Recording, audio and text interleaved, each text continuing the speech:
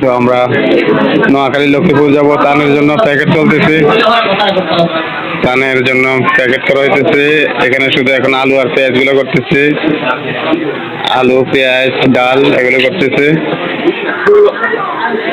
আরো আছে তেল আছে, চাউল আছে, পানি আছে, ঔষধ আছে। এগুলো আপাতত এখন এগুলো প্যাকেট করতেছে।